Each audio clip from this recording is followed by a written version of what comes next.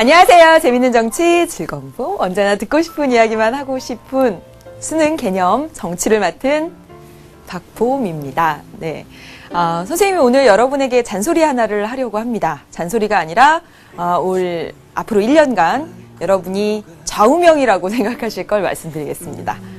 뭐냐면 하기 싫다고 생각하는 바로 그 순간에 해라 이겁니다. 외우세요, 여러분. 이건 외우세요. 하기 싫다고 생각하는 바로 그 순간에 해라. 우리는 앞으로 1년 동안 또는 평생을 살면서 많은 결심들을 하죠. 아침에 6시에 일어나야겠다. 지하철 타고 혹은 버스 타고 학교 가고 오고 하는 길에 영어 단어를 외우겠다. 쉬는 시간에 어떻게 하겠다. 잠은 몇 시에 자겠다. 또는 수험생이지만 윗몸 일으키기 100개씩 하고 뱃살 관리하겠다. 뭐 이런 수많은 결심들을 하는데 작심삼일은커녕 결심하고 바로 그 다음 그 순간에 그걸 지키려는 그 순간에 하기 싫어집니다. 그리고 바로 안 하지요. 여러분들이 올해 계속 해야 될 일은 정말 하기 싫은 일입니다. 그걸 재미있다고 생각하면서 하는 학생들은 그다지 많지는 않을 거예요. 그래서 올해 여러분들이 꼭 가슴 깊이 새겨두어야 할 말은 하기 싫다고 생각하는 바로 그 순간에 하는 겁니다. 일어나기 싫으네? 일어나세요. 영어 단어 외우기 싫으네? 하세요. 하기 싫다고 생각하는 바로 그 순간에 해라. 꼭 여러분이 좌우명으로 새겨서 1년 내내 잘 지켜가시기를 바라겠습니다. 선생님도 그렇게 생각하고 있어요. 하기 싫다고 생각하는 바로 그 순간에 해야지. 선생님도 하고 있습니다. 오늘 이 시간은 7강제고요. 민주정치의 발전에 대해서 이야기를 하려고 합니다.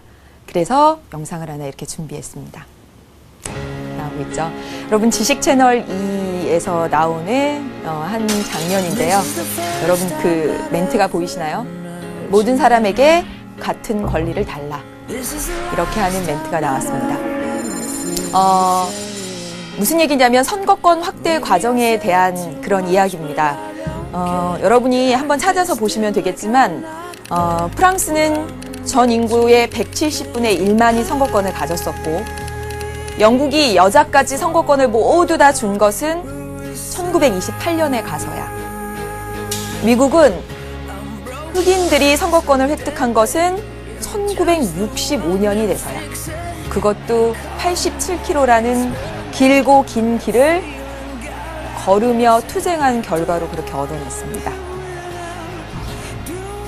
그것이 바로 민주주의 발전의 역사입니다. 오늘은 우리 그 얘기를 하면서 우리나라 국민들은 어쩌면 정말 손쉽게 얻은 그 선거권을 너무 가벼이 여겨서 행사하지 않고 있는 건 아닌지, 얼마나 참여가 중요한지 이 얘기도 해보도록 하겠습니다. 오늘 7강입니다. 시작해보도록 하지요. 네, 오늘 이 시간 7강 제목은 민주정치의 발전이라고 했습니다. 지난 시간까지 배운 내용 기억나십니까? 지난 시간에 민주정치의 원리에 대해서 말씀드렸습니다. 몇 가지 하라고요, 여러분? 5가지죠, 5가지.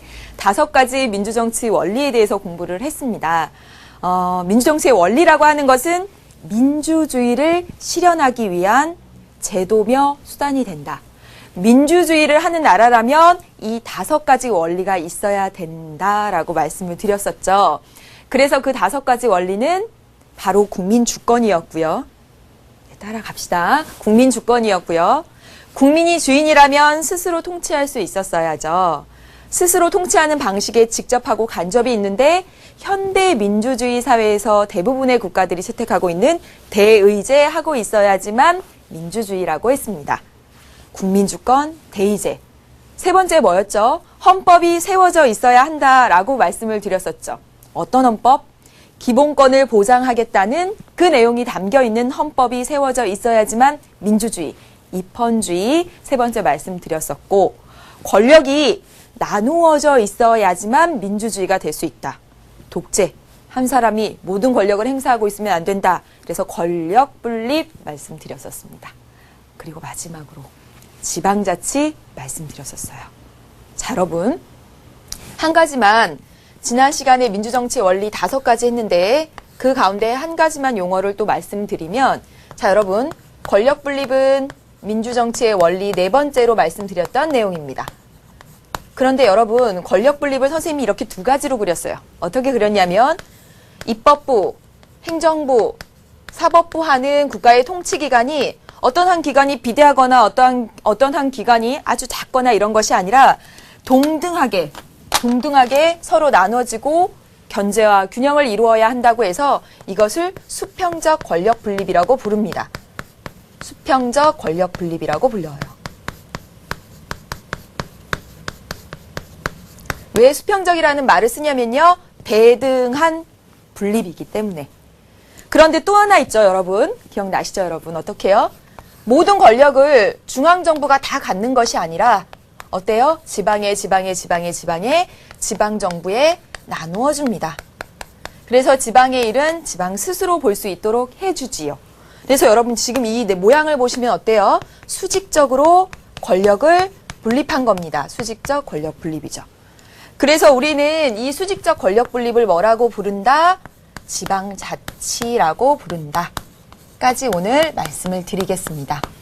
그래서 여러분 민주정치의 원리 5가지, 국민이 주권 가지고 있어야 되고 대의제하고 있어야 되고 헌법을 세우는 입헌주의하고 있어야 되고 권력 분립 그리고 지방자치. 그런데 권력 분립과 지방자치의 관계를 보면 이 지방자치는 수직적 권력 분립이다. 여기까지 해서 지난 시간 복습을 하겠습니다. 5가지 했죠, 여러분? 5가지에 관련된 문제들 여러분 풀어오셨죠? 네. 그 가운데 여러분 몇 페이지냐면 40페이지의 문제 2문제를 풀면서 민주정치의 원리를 모두 다 정리하고 이번 시간에 민주정치의 발전으로 가도록 하겠습니다. 네. 짠! 볼게요. 다음 글에 밑줄 친 이것에 대한 설명으로 옳은 것은 제시문을 한번 읽어보겠습니다. 여러분 보세요. 친절하게, 아주 친절하게 제시문에 민주정치의 원리로서 이렇게 나옵니다. 다시 말하면 물론 단순함게 하라는 이야기는 아니지만 여러분이 적어도 정치 공부를 한다면 민주정치 원리 5가지는 우리 지난 시간에도 했고 방금 복습도 했고 줄줄줄줄줄 5가지는 꽤 차고 있어야 돼요. 그러면 여기 제시문에서 민주정치 원리로서 이렇게 나왔잖아요. 아, 그럼 5가지 중에 한 가지겠구나 생각하고 보는 겁니다. 이것에만 집착할 경우 민주정치 원리 하나인데 이것에만 집착할 경우 대중영합주의나 즉 인기에 편승하려고 하거나 국민의 의사가 왜곡된 정책이 등장할 우려가 있다. 여러분, 국민의 의사가 그대로 가는 게 아니라 왜곡될 가능성이 있는 것은 대표를 통해서 했을 때죠. 이것 뭘까요, 여러분? 대의제죠. 대의제의 대표는 내가 또 대표로 뽑혀야 하니까 아마 인기를 얻으려고 할 겁니다. 그래서 대중영합주의나 국민의 의사가 왜곡된 정책이 등장할 우려가 있다. 이것은 바로 대의제를 얘기합니다. 하지만 복잡하고 전문적인 정치 기능이 요구되는 현대 민주사회에서, 민주정치에서 이것이 바로 국민주권을 실현하는 데 기여하고 있다. 말씀드렸죠. 직접 하는 것이 더 국민 자치를 실현하기에 좋지만 현대사회가 복잡하고 인구도 많고 그러다 보니 대의제 하게 됐다라는 얘기, 대의제 관련 문제입니다. 볼게요. 1번, 이 대의제는 치자와 다스리는 사람과 다스림을 받는 사람의 분리를 전제하고 있다. 저기 다스리는 사람이 있고 우리는 다 다스림을 받는 사람들이다. 우리는 아래에 있는 상하 종속 관계를 전제로 하고 있다. 말도 안 되죠. 그렇죠? 민주정치의 원리입니다. 치자와 피치자의 동일성을 전제로 하고 있습니다. 우리가 다스리고 우리가 지배를 받는. 그래서 틀렸고요. 2번, 국민 자치 원리를 실현하기 위한 원리 중에 하나다. 국민이 스스로 통치하는 방법에 직접이 있고 간접이 있는데 그 중에 하나 바로 이 간접 민주정치 대의제 얘기하는 거죠. 2번이 정답이 됩니다. 3번 다 가볼게요. 대의제 할 때 이 대의제는 입법부에는 적용되지만 행정부에는 적용되지 않는다. 3번이 함정일 가능성이 컸습니다. 우리가 대표를 통해서 대신 의논하게 하는 제도입니다. 그래서 보통 이 대의제를 얘기할 때는 의회를 얘기하는 경우가 많긴 하지만 여러분 보세요. 행정부의 대통령도 우리가 뽑은 하나의 어쩌면 대표일 수가 있습니다. 그러니까 행정부에는 적용되지 않는다 이렇게 말할 수는 없다는 거죠. 다음 4번. 루소가 생각하는 이상국가의 실현, 루소가 지향했던 정치체제는 직접 민주정치였죠. 직접입니다. 5번, 국가 권력을 분리하여 견제한다. 나눠서 견제한다. 여러분 이건 뭐죠? 권력 분립의 원리죠. 따라서 정답은 2번이 되겠습니다. 다 풀고 확인하시는 거죠? 선생님 같으면 이렇게 했을 것 같아요. 여러분 이거 풀고 3번 잘 모르겠는데 형광펜으로 1번 잘 모르겠는데 형광펜으로 이렇게 해놓고 그 부분 중심으로 딱 들으면서 내가 조금 약했던 부분 확인하는 방식으로 공부하셔야 된다는 거죠. 다음 보겠습니다. 한 문제 더 볼게요. 네. 다음 글에 나타난 여러분 보세요. 민주정치의 원리를 문제 속에서도 이렇게 나옵니다. 문제 잘 읽어보시면 민주정치의 원리 문제 나올 때는 이렇게 친절하게 나옵니다. 그러면 5가지 중에 하나겠구나 생각하고 이것은 이른바 자유보장을 위한 하나의 정치 기술로서 뭘까? 더 가볼게요. 적극적으로 국가활동의 능률을 증진시키기 위한 분업적인 원리라기보다는 즉 분업 차원에서 한 것이라기보다는 국가 권력의 남용을 방지하기 위한 소극적 원리이다. 즉 국가 권력의 수평적, 수직적 견제를 통해서 세력 균형을 유지하려는 통치제도다. 이건 뭘까요, 여러분? 이거 뭐죠, 여러분? 이 민주정치의 원리, 선생님 딱 보니까 권력 분립입니다. 여러분, 선생님이 지난 시간에 말씀드렸었어요. 경제적으로 생각하면 나눠서 분업을 하면 효율적이지만 정치 권력이라고 하는 것은 한 사람이 다 갖고 있을 때 사실 더 효율적이에요. 그런데 그러면 독재로 흐르죠. 그러니까 나눈 겁니다. 그래서 권력 분립의 목적은 국가 권력의 남용을 방지해서 국민의 기본권을 보장하기 위해서 권력을 분립한 거예요. 분업을 하면 굉장히 효율적이니까 해서 한 것이 아니라 이 얘기 나오고 있습니다. 따라서 권력 분립에 대한 진술입니다. 이 권력 분립 원칙과 관련 있는 조항만 찾아보래요. 네, 보겠습니다. 기억. 대한민국 주권은 국민에게 있고 모든 권력은 국민으로부터 나온다. 이 기억 조항은 국민 주권에 관한 조항이죠. 권력 분립 아니죠. 따라서 틀렸네요. 또 입법권은 국회에 속한다. 입법권은 국회에 속하고 사법권은 사법부에 속하고 행정권은 행정부에 속하고 권력을 나눈 거죠. 예, 권력 분립 니은 맞습니다. 디귿. 선거와 국민투표의 공정한 관리 및 정당에 관한 사무를 처리하기 위해 선거관리위원회를 둔다. 선거관리위원회 관련 조항이네요. 해당 사항 없는 거죠? 네, 아니요. 리을. 지방자치단체는 주민의 복리에 관한 사무를 처리하고 지방자치단체가 지방자치 얘기하고 있는데 선생님이 방금 말씀드렸었죠? 지방자치는 어떤 차원의 권력 분립이라고요? 수직적 권력 분립이라고 말씀드렸습니다. 따라서 예, 맞아요. 여기까지 문제 정리했습니다. 여러분 공부하신 내용들이 어떻게 문제로 나오고 있는지 확인하면서 보시고 또 보세요. 개념할 때는 여러분들이 잘 따라옵니다. 왜냐하면 선생님이 워낙 친절하게 하니까. 아니다. 여러분이 이해력도 좋고 열심히 하려는 의지가 있으니까. 그런데 그걸 문제에 적용시켰을 때는 이거 배운 것 따로 문제 따로 이런 생각이 자꾸 들어요. 처음에는. 그런데 자꾸 반복해서 보시다 보면 활용할 수가 있습니다. 이렇게 문제로 바뀌는구나. 이런 것까지 나중엔 보이게 돼요. 천천히 갑시다. 천천히. 예. 너무 한 번에 다 하려고 하지 마세요. 그럼 공부가 얼마나 만만하고 쉽게요. 네. 오늘 여기까지 해서 민주정치의 원리를 일단 정리를 해봤고요. 이제 본격적으로 민주정치 발전 오늘 7번째 시간 가도록 하겠습니다. 오늘도 역시 민주정치의 발전에 대해서 먼저 얘기를 쫙 드리고 다음 시간에 민주정치 발전 관련된 문제를 풀 거예요. 그러니까 여러분들은 이거 열심히 듣고 복습하시고 그 다음에 이렇게 문제 풀어서 다음 시간에도 가져오는 겁니다. 그러면 볼게요. 오늘 이 시간은 7번째 시간 민주정치의 발전입니다. 민주정치가 어떻게 발전해 갔는지 그 얘기를 좀 하려고 하는데 선생님이 여러분 42페이지입니다. 그 제일 위에 보면 재미있는 정치 로드맵에 이렇게 써놨습니다. 아테네는 민주적 삶의 방식을 처음 실시한 지역으로 알려져 있습니다. 아테네로부터 현대에 이르기까지 이 민주정치 발전의 역사를 보면서 우리가 어떤 생각도 해보고 민주주의에 대한 그런 생각도 해보고 그런 시간이었으면 좋겠습니다. 여러분 그 아래 선생님이 그림을 그려놨으니까요. 여러분 거기다가 이렇게 부연 설명하시면 됩니다. 자, 그 얘기를 좀 하면서 오늘 공부할 내용을 말씀드릴게요. 아테네로부터 현대까지입니다. 아테네로부터 현대까지 민주정치가 발전해 왔어요. 아테네, 그리고 근대, 그리고 현대. 이렇게. 현대 민주정치의 모습은 아테네와 다르고요. 또 근대와 다릅니다. 이 발전의 모습을 거쳐왔습니다. 아테네 민주정치는 오늘 배우게 되는데 아주 가장 큰 특징은 바로 직접 민주정치 하면서 그러나 굉장히 제한적이었습니다.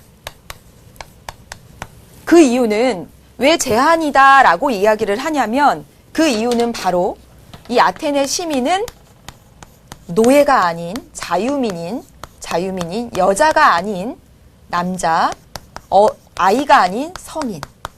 그래서 자유민 성인 남자만이 시민이었어요. 그래서 이들에게만 정치에 참여할 수 있는 권리를 줬기 때문에 제한적이고 이 자유민 성인 남자는 모두 정치를 직접 담당할 수 있었기 때문에 직접 민주정치였습니다. 그런 특징이 있어요. 조금 이따 얘기를 해볼 겁니다. 아테네 민주정치의 특징은 직접이고 제한적이었다. 그러다가 여러분 아테네 민주정치가 역사 속에서 사라지고 그리고 중세 봉건 사회, 봉건, 네. 그 다음에 절대주의 시대, 절대 왕정 이런 걸 거쳐서 여러분 계속 나오죠.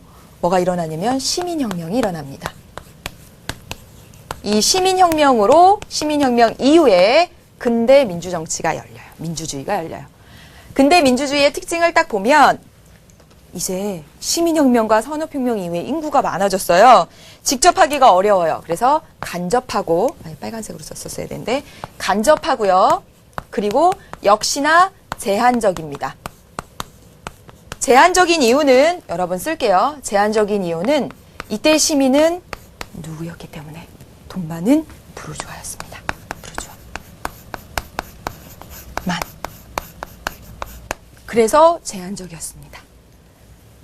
자, 이제 돈 많은 부르주아만 정치에 참여할 수 있었다가 선거권 확대 과정 또는 참정권 확대 운동을 통해서 현대 민주주의 사회가 열리게 되죠. 현대 민주주의의 특징은 여러분 역시나 인구가 많고 도시 규모가 크니까 간접이고 이제 누구나 시민은 모든 구성원이 시민이 됐습니다. 그래서 제한이 아니라 보통이 특징입니다. 선생님이 미리 이렇게 그렸어요. 선생님 무슨 말인지 잘 모르겠어요. 네, 이제부터 오늘 이 시간에 이야기를 할 거예요. 그래서 오늘 이 시간에 이야기할 거 첫 번째 아테네 민주정치, 두 번째 근대 민주정치, 세 번째 현대 민주정치 순서로 이야기를 하겠습니다. 그런데 여러분, 이 현대 민주정치는 우리가 배우는 정치 다예요. 다. 그게 현대예요, 지금. 우리는 현대의 모습들을 지금 배우고 있는 겁니다. 앞에 민주정치의 원리 했던 거, 정치의 의미, 민주주의의 의미 했던 거, 뒤에 가서 선거 배울 것들, 그런 거 다 현대 민주정치예요.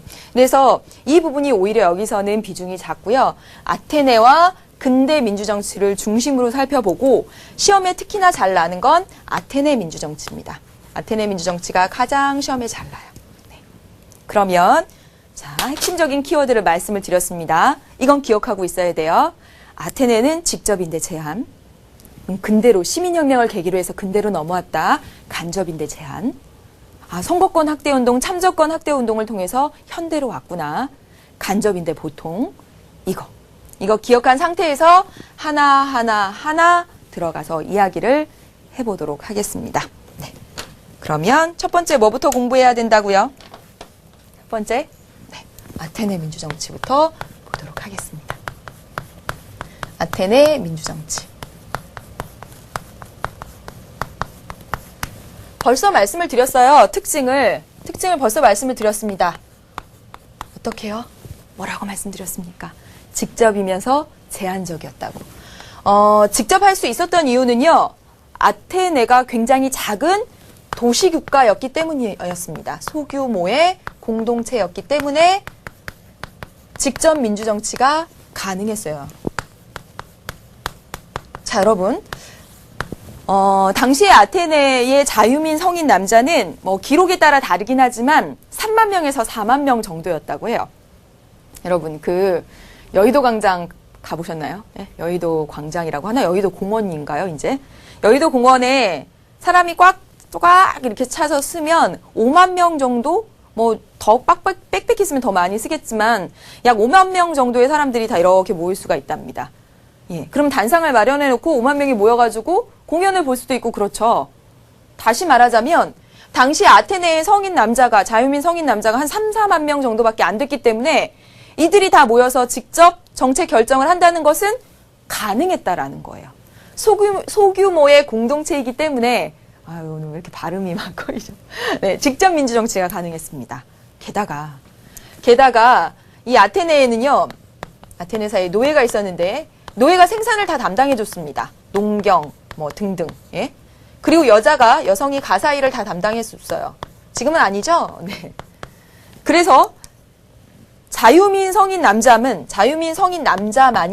제한적으로 이들만이 정치에 참여할 수 있었습니다. 자유민인 성인 남자. 이들이 바로 시민의 권리를 가지고 있었죠. 이들이 바로 시민이었습니다. 그래서 여러분 이런 진술이 나오면 맞아요. 모든 시민이 정치에 참여했다. 이런 진술이 나오면 맞는 얘기입니다. 왜냐하면 노예 시민 아니고요. 여성 시민 아니고요. 외국인 시민 아닙니다.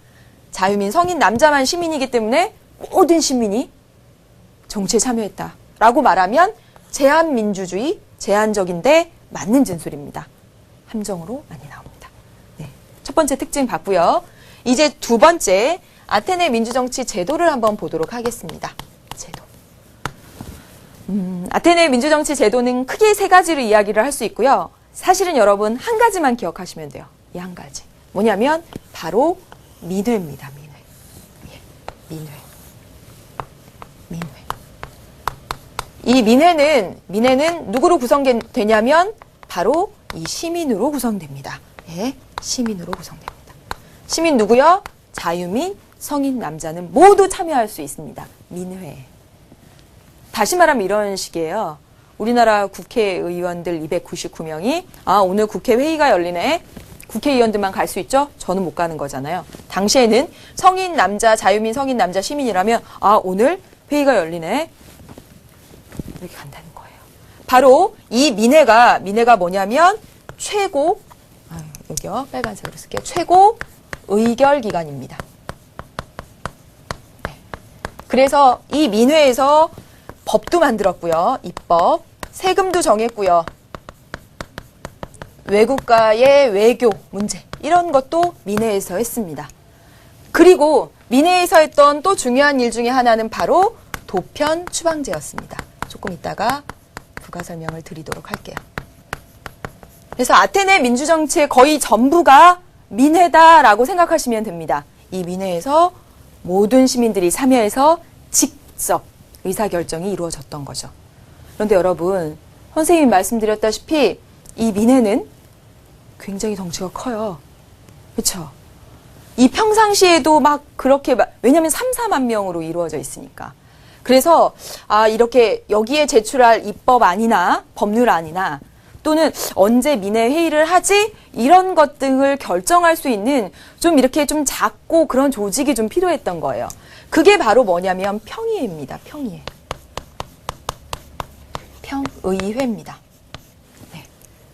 평의회는 방금 선생님이 말씀드렸다시피 이 민회에서 논의할 법안을 제안한다든지 언제 회의할지 의사 일정을 결정한다든지 이런 일을 합니다. 따라서 이 평의회는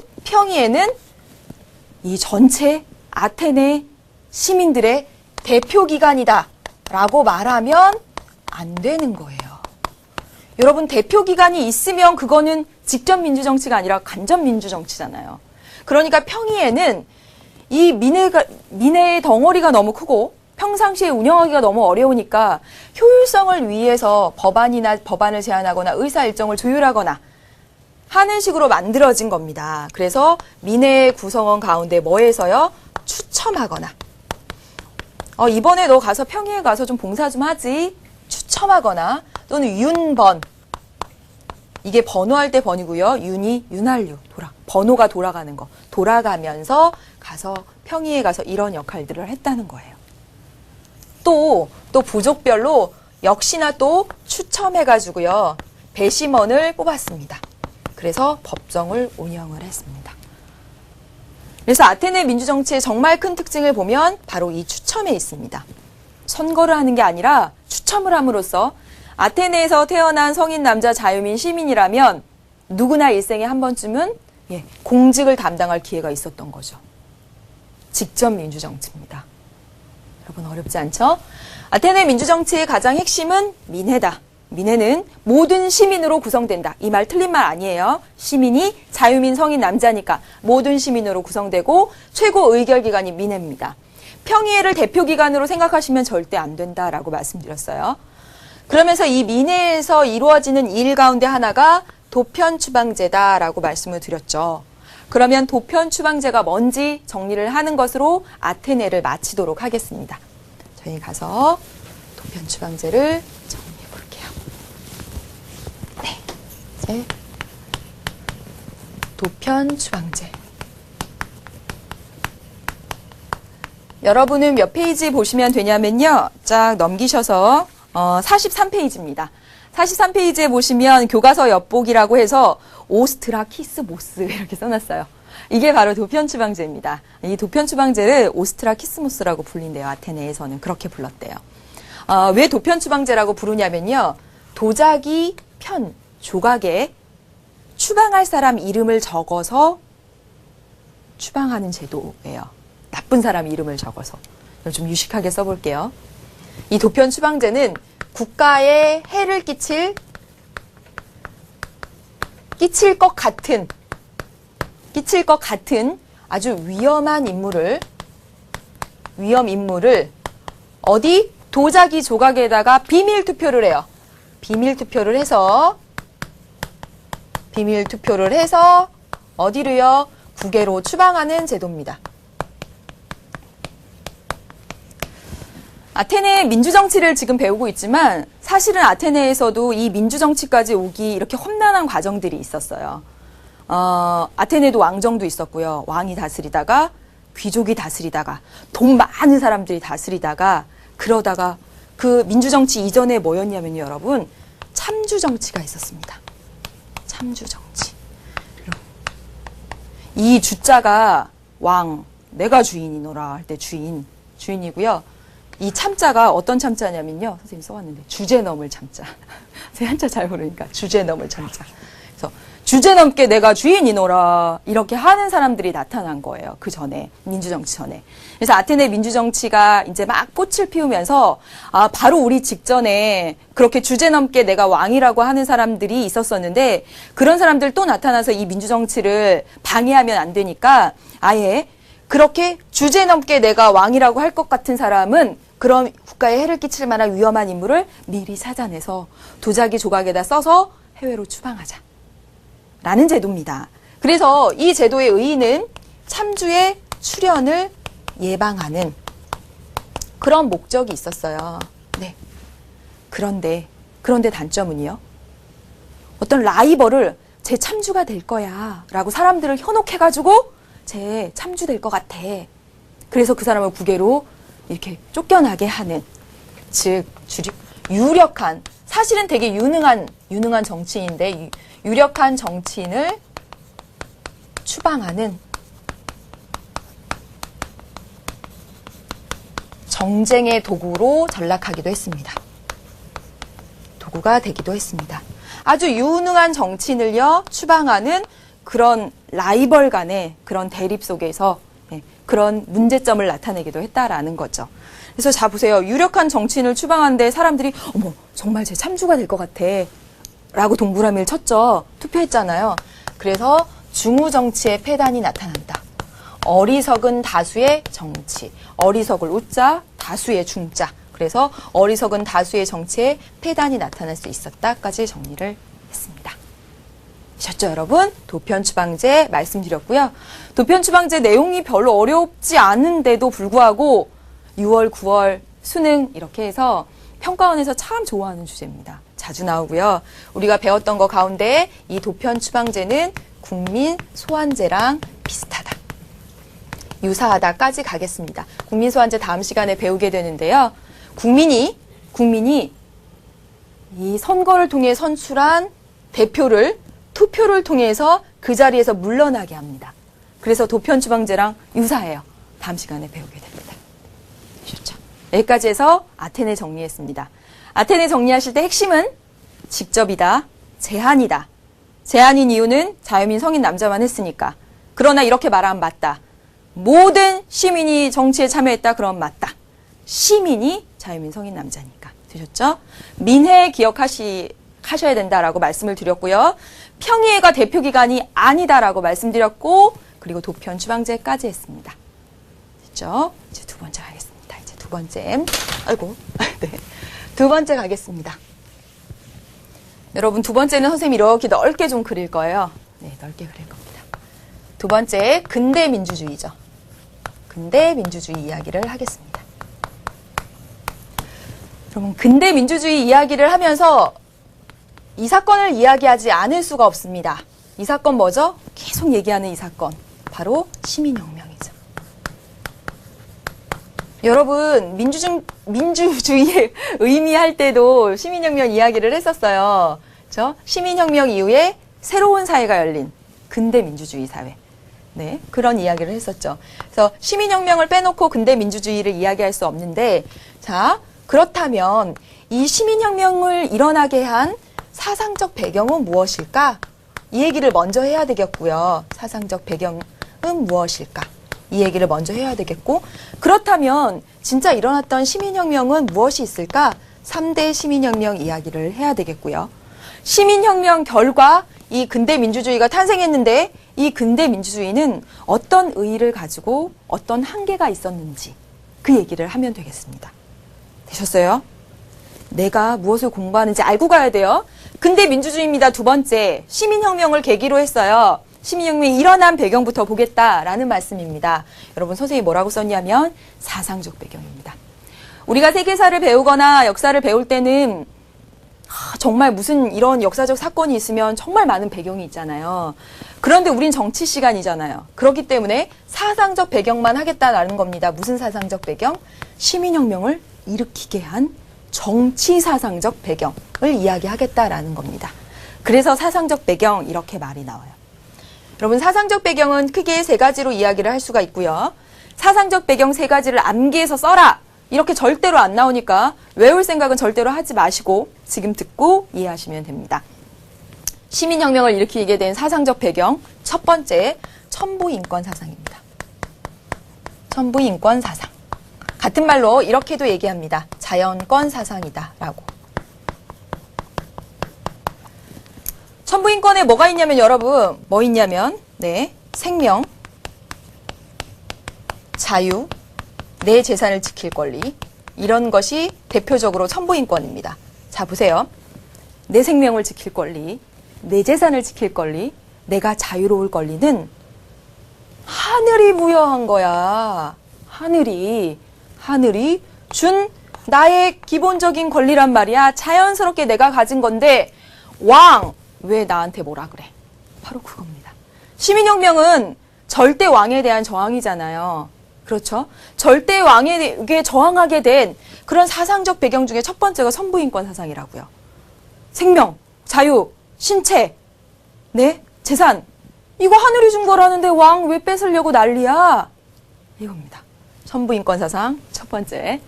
두 번째, 사회계약설입니다. 사회계약설 배웠지요? 기억나시죠? 네. 일단은 전체는 사회계약설로 관통한다라고 해도 틀린 말이 아닙니다. 사회계약설의 내용을 보면 여러분 어땠냐면요. 사회를 계약을 통해서 만들었다. 다시 말하면 국가를 계약을 통해서 만들었다라고 하는 건데 국가를 만든 주체가 누굽니까? 여기. 국가를 계약을 통해서 만들었다는 건데 국가를 만들어준 건 바로 누구다? 개인이다라는 거죠. 국가 성립의 주체가 개인이다라는 사상이에요. 그리고 그럼 이 개인이 국가를 성립한 목적은 여러분 뭐였나요? 국가를 왜 만들었어요? 국가 성립 이전의 상태, 자연 상태가 불완전했잖아요. 뭘 지키기에, 이런 자연권을 지키기에 불완전했죠. 그래서 국가를 만들어서 국가야, 내 이런 것들을 잘 지켜다오. 즉 자연권 보장을 목적으로 해서 국가를 만든 겁니다. 자, 잘 보세요. 국가야, 왕아, 나는 너를 왜 만들어줬냐면 내가 너를 만들어준 것이고 내 자연권을 잘 보장하라고 너를 만들어준 것이다. 근데 왜 나한테 학대해? 너 왜 나한테 억압해? 그리고선 시민혁명이 일어났다는 겁니다. 되셨죠? 나만 됐나? 아니지. 네. 전부인권 사상, 사회계약설, 사상적 배경입니다. 세 번째 보겠습니다. 세 번째는 뭐냐면 바로 계몽사상입니다. 선생님이 사회를 참 좋아하고 사회 공부를 하면서 사회과학도로서 느끼는 건 고등학교 때 진짜 한자 좀 열심히 할 걸, 좀 열심히 가르쳐 주시지, 이런 생각이 되게 많이 들어요. 아까 주제 넘을 참자도 모르잖아요. 참주 하면서도. 여기도. 한자를 잘 알면 되게 용어를 이해하기가 쉽고 그렇더라고요. 그래서 보면 이 개자가 뭐냐면 열개자입니다. 열다. 또는 깨우치다. 깨우치다.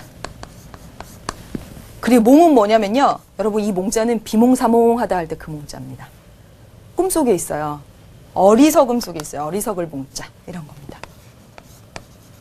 그러면 계몽사상을 풀이하면 어리석음을 깨우치는 사상입니다. 쉽게 얘기하면 이건 뭐냐면 깨우침 사상이에요. 깨우침 사상. 뭘 깨우쳤냐면요. 인간은 이성적 존재야. 존재라는 자각을 했다라는 거예요. 이성적 존재야라는 자각을 깨우쳤다는 사상이에요. 이성적 존재는 어떻게 써요? 사람이 굉장히 이성적이다 라고 하면 이성적이라는 말 뜻은 어떤 게 올바르고 어떤 게 그른지 진위, 어떤 게 참 아름다운 행동이고 어떤 게 참 못난 행동인지 미추, 어떤 게 올바르고 어떤 게 올바르지 않은지 선악, 이런 것들을 가릴 수 있는 걸 이성적 존재라고 합니다. 인간은요, 그 전까지는 저기 귀족들, 저기 성직자들, 저런 사람만 똑똑하고 우리는 무지몽매해 이렇게 생각하고 있었는데 정치사상가들이 빨리 깨우쳐! 너 이성적 존재야, 깨우쳐봐! 정말요? 그래, 너는 뭐가 잘못되는지, 뭐가 옳은지, 뭐가 선한 건지 깨우치는 존재야, 빨리 봐! 깨우쳐서 봐봐! 딱 깨우쳐서 보니까 어머, 왕이 헛짓거리하고 있네요. 빨리 시민혁명 일으켜야 되겠네요. 이랬다는 거예요. 그래서 여러분, 시민혁명을 일으킨 사상적 배경은 세 가지가 있습니다.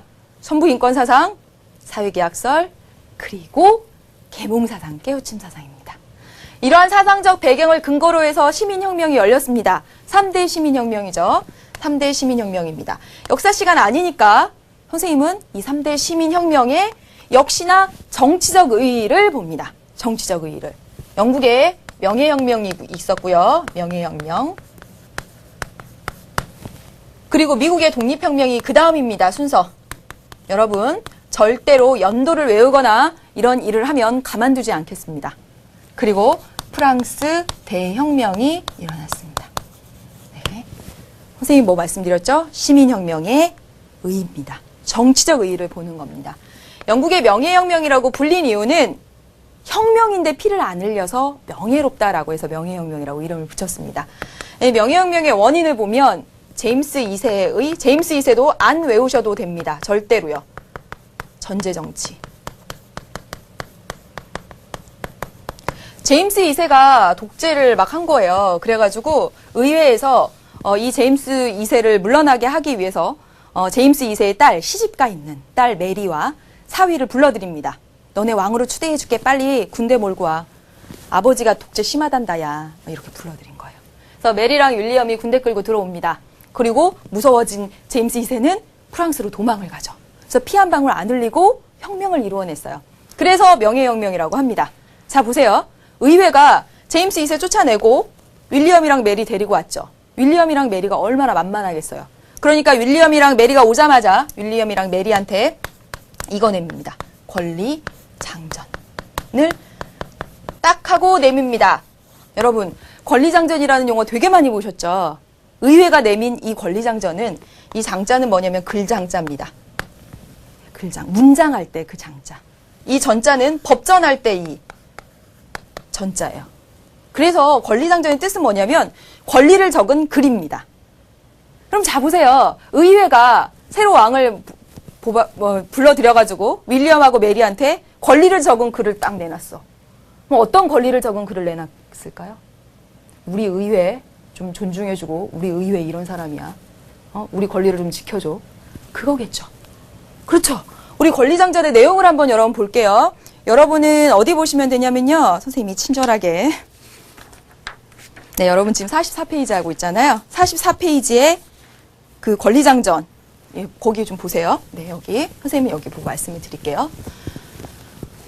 자, 우리는 시민혁명을 세계사다라고 생각하고 배우는 게 아닙니다. 정치적 의의를 보는 거예요. 권리장전을 보는 이유도 역시 마찬가지입니다. 의회가 새로운 왕한테 내 권리 적은 글이거든? 봐 하고 내민 거예요. 그래서 내용을 보면 국왕, 메리랑 윌리엄 잘 봐. 국왕 니네는 의회의 동의를 받지 않고는 법을 집행하거나 법을 뭐하거나 할 수 없어. 자 보세요. 국왕은 대권을 굴실로 의회의 승인 없이는 세금도 못 걷어. 이런 내용들 보세요. 다. 국왕에게 청원하는 것은 국민의 권리고 의회 선거는 자유로워야 하고 모든 내용을 보세요. 의회가 힘을 갖게 되죠. 그렇죠?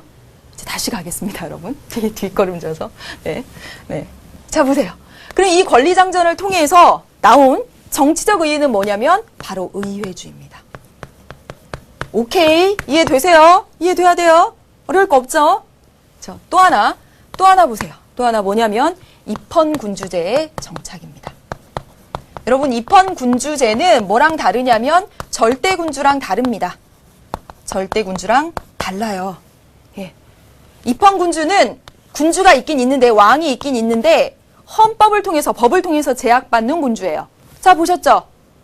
왕은 의회의 동의 없이는, 의회가 만드는 법에 따라서 제약을 받는 입헌군주제가 정착됐다는 게 의입니다. 네, 이게 중요해요. 미국의 이제 독립혁명 보도록 하겠습니다. 미국의 독립혁명의 원인은 여러분 뭐였습니까? 네, 영국의 식민지배였잖아요. 이런 건 안 나온다고요. 예, 정치에선 이런 건 안 나온다고요. 그리고 난 다음에 이제 독립을 쟁취하기 위해서 어떤 문서를 내밀어요? 독립선언서를 내밉니다. 조금 이따 이거 한꺼번에 볼게요, 여러분. 독립선언서의 딱 내용을 보면 보세요. 미국은 영국이 지긋지긋해서 독립한 거죠. 영국 왕이 싫어요. 그러니까 우리는 왕이 없는 정치체제를 하겠다라고 말합니다. 왕이 없는 정치체제가 여러분 뭐예요? 공화정입니다. 공화정을 수립합니다. 정치적 의의예요. 첫 번째, 왕이 없으나 강력한 권력을 가진 그 권력의 주체는 좀 있어야 되겠죠. 뿌려가야 되니까 미국이라는 한 국가를, 그 넓은 국가를. 그래서 그 이름이 바로 뭐야? 대통령제가 여기서 탄생하게 되더라는 겁니다. 네, 이거 조금 이따 한꺼번에 볼게요. 그 다음에 볼게요. 이제 프랑스 대혁명입니다. 프랑스 대혁명이 일어난 이유는 바로 뭐냐면 구제도의 모순입니다. 여러분, 구제도 하고 나오는데 이 구제도는 이건 오래된 제도잖아요. 오래된 제도는 뭘 의미하냐면 프랑스 혁명 전에 있었던 제도. 프랑스 혁명 전에 있었던 그 옛날 제도가 참 모순스러웠다라는 건데 왜 그러냐면 프랑스 혁명 이전의 사회는 신분제 사회였죠. 성직자, 귀족이 있고요. 대다수 평민입니다. 근데 성직자와 귀족은 맨날 놀고 먹고 놀아요. 평민 95%가 모든 세금 다 내고 일도 다 하고 위에 둘은 먹고 놀아요. 옛날 제도의 모순이죠. 다시 말하면 뭐예요? 신분제의 모순이에요. 그래서 이것에 대한 저항으로 인권 선언문을 냅니다. 인권 선언문을 내죠. 이 두 내용을 보고 여기다 쓰도록 하겠습니다. 가시죠, 여러분. 여기 옆에다 탁 썼으면 좋았는데 배열을. 네. 자, 보세요. 독립선언문부터 보도록 할게요. 독립선언문 딱 보면 우리는 다음에 진리를 자명한 것으로 여긴다. 즉 모든 사람은 평등하게 창조되었으며 생명과 자유, 행복을 추구할 권리를 포함하여 누구도 침해할 수 없는 권리를 신으로부터 받았다. 자, 보세요. 여기 뭐 나와요? 천부 인권을 나오죠. 하늘이 부여한 인권을 가지고 있다. 아, 미국의 독립혁명, 시민혁명에 그 사상적 배경에 천부인권 사상 들어가 있는 걸 문서로서 확인할 수가 있습니다. 이러한 권리를 확보하기 위해서 정부가 조직되었다. 아, 이 천부인권을 확보하기 위해서 정부가 조직된 거네요. 사회계약서를 나오는데 모든 정부의 정당한 권력을 통치를 받은 사람들의 맞아요. 이거 보세요. 동의해서. 정부의 권력은 사람들이 동의해줘서 탄생했다. 그럼 이게 뭡니까? 사회계약서이죠. 사회계약서입니다. 더 어떤 형태의 정부이든 만일 이 목적을 침해하고 천부인권 지키라고 만들어놓는데 이걸 침해한 경우에는 그 정부는 개혁하거나 폐지해버리겠다. 뭐 나옵니까, 여러분? 저항권 나옵니다. 네. 그럼 미국의 독립선언문을 보면서 국가 성립의 이유, 천부인권 사상, 저항권 사상까지 확인할 수 있었어요. 그럼 거기 있죠? 이제 인권선언문 보겠습니다. 여러분, 인권선언문은요, 이걸 줄인 거예요. 인간과 시민의 권리선언을 줄인 거예요. 그 전에 신분제의 모순이 있었죠. 그래서 인간과 시민은 바로 이러한 권리를 가진다. 달라. 이렇게 한 거예요. 그래서 보면 모든 인간은 자유롭고 평등하게 태어났다라고 했어요. 역시나 자유평등 강조하는 천부인권 사상 나타나 있죠. 더 볼게요. 모든 정치적 결사는 침해할 수 없는 이 권리, 천부인권을 보장하는 데 목적이 있다. 그리고 이러한 천부인권에는 자유권, 재산권, 안전권, 압제에 대한 저항권. 그래서 여러분 프랑스 대혁명에서 이 자료에서 나온 인권선언에서 나온 자료에서 우리 천부인권으로 규정한 것 가운데 재산권을 매우 강조했다라는 게 특징이에요. 여러분 재산권을 강조한 사회계약 문제 누구였습니까? 로크였죠. 그래서 로크 사상에 이것도 영향이 있습니다. 네. 뭐 사회계약론 전체적으로 루소도 있고요. 그다음에 모든 주권의 근원은 국민에게 있다. 아, 국민 주권을 명시하고 있네요. 어떠한 단체나 어떤 개인도 명백히 국민에게서 유래되지 않은 권력을 행사할 수 없다. 그 다음에 볼게요. 마지막. 자유는 타인을 침해하지 않는 한 모든 범위 내에서 존재하며 자유의 제한은 법률에 의해서만 가능한다. 법률에 의해서만 자유 제한할 수 있다. 이렇게 했습니다. 자, 전반적으로 흐르는 걸 잘 보세요. 여러분. 국민에게 주권이 있고요. 사람들은 원래 자유롭고 평등하게 태어났고요. 이 자유는 법에 의해서만 제한받을 수 있는 정말 소중한 거다. 이런 게 나타나 있죠. 이게 인간과 시민의 권리다. 즉 프랑스 대혁명을 통해서 정말 강조된 게 사람들의 인간의 자유와 평등입니다. 그래서 여러분 저 옆에다가 자유와 평등의 이념을 확립했다. 이렇게 쓰시면 돼요. 예, 표에도 선생님이 잘 나와 있습니다. 자, 여러분 시민혁명이 일어난 정치사상적 배경 그리고 시민혁명과 관련하여 시민혁명의 이렇게 3대 시민혁명의 정치적 의의 봤습니다.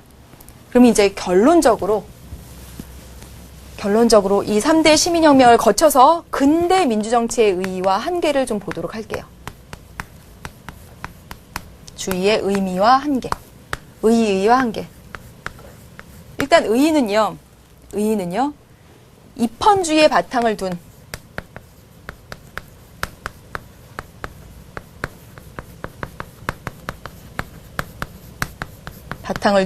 근대 민주주의를 확립했다는 거.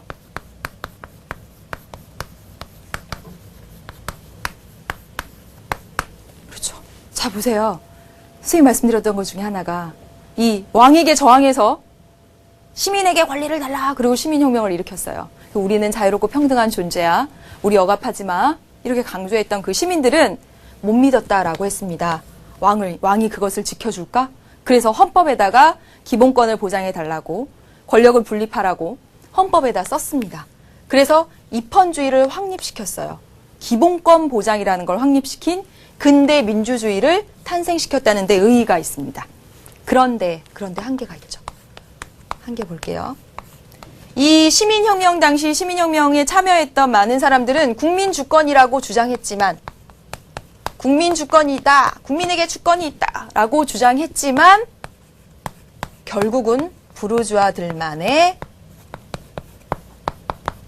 주권이었다 라는 한계가 있었습니다. 또 하나, 그들은 열심히 자유와 그리고 평등을 부르짖었지만 그렇지만 빈곤층에 대한 배려는 부족했습니다. 이게 근대 민주정치의 한계예요. 그렇기 때문에 현대 민주정치에 가서는 사회적 약자에 대한 배려가 나중에 강조되고요. 그래서 현대 민주정치에 와서는 부르주아뿐만 아니라 모든 사회 구성원의 정치 참여를 강조하게 되는 거죠. 이것들이 한계였기 때문에. 네, 되셨나요? 이제 마지막 세 번째 보도록 하겠습니다. 마지막 세 번째, 현대 민주정치입니다. 네. 여러분, 현대 민주주의는 어떤 것으로부터 시작하냐면 바로 이것으로부터 시작합니다. 보통 선거를 통해서 현대 민주주의가 확립됩니다. 여러분, 제일 중요한 개념은 바로 보통 선거예요. 그럼 자, 여러분 보세요. 여러분, 영국부터 얘기를 딱 해보면 영국은 그 전에는요, 귀족 성직자만 막 참여할 수 있었고요. 그러다가 1832년에 시민혁명 이후에 1832년에 선거법 개정이 있었습니다. 이런 거 안 외우셔도 돼요. 그래서 모든 사람들이 기대했어. 와, 이제 나도 참여할 수 있을까? 라고 기대를 했는데 이 선거법 개정으로 누구만? 부르주아만 선거권을 갖게 됩니다. 노동자들 실망, 일반 시민들 실망이 되게 컸죠. 그래, 구성원들의 실망이 컸습니다. 그 중에서도 특히 노동자들은 열악한 노동환경, 그리고 그 빈곤한 삶, 안 되겠다. 우리의 대표를 보내야 되겠다라고 생각하기에 이르릅니다. 그래서 이들은 1838년부터 1848년까지 11년간 줄기차게 우리에게 선거권을 주세요 라고 주장을 합니다. 어떤 걸 써서? 인민헌장을 써서. 이게 바로 노동자들의 선거권 확대 운동인 차티스트 운동입니다. 근데 결국 사실은 차티스트 운동은 실패하죠. 차티스트 운동은 실패하고요. 결국 1928년에 가서야 남녀 보통 선거가 이루어집니다. 네. 또 하나 볼게요. 여성과 흑인의 참정권 확대 운동도 계속 있어 왔습니다. 서두에도 선생님이 말씀드렸지만 흑인의 선거권은 미국에서 1965년이 돼서야 선거권을 갖게 됩니다. 이처럼 이러이러한 역사적 과정을 통해서 보통 선거가 확립되면서 이제 현대 민주주의 사회가 열리게 됩니다. 여러분, 이런 것들은 안 외우셔도 돼요. 그래서 이 현대 민주주의 사회의 특징은 뭐냐면 이제 누가 주체가 되는? 대중이 주체가 되는 대중민주주의라는 거죠. 대중이 주체가 되는, 모든 구성원이 주체가 되는 대중민주주의가 특징입니다.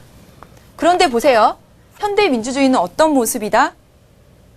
이 대중이 주인이지만 대중이 모두 다 직접 정치에 참여할 수는 없기 때문에 대의제를 하고 있죠. 대표를 통해서 대신 의사결정하도록 하고 있습니다. 그렇기 때문에 참여가 너무너무 중요한 거예요. 참여해서 감시하고 통제하고 지켜보고 하는 것들이 중요한 겁니다. 왜? 대중이 정치의 주체가 되기 때문에. 네, 여기까지 봤습니다. 네, 오늘 이 시간에 여러분 민주정치의 발전을 봤습니다. 아테네, 근대, 현대입니다. 여러분 공부하시면서 착각하는 것 중에 하나가 근대를 특히 공부하실 때 시민혁명을 역사처럼 공부하시면 안 된다라는 겁니다. 선생님이 오늘 한 그대로 보시고요. 현대는 어려울 거 없습니다. 내일 모레 계속하는 게 현대 민주정치입니다. 내일 또 민주정치 형태 이야기로 만나도록 하겠습니다. 네, 안녕.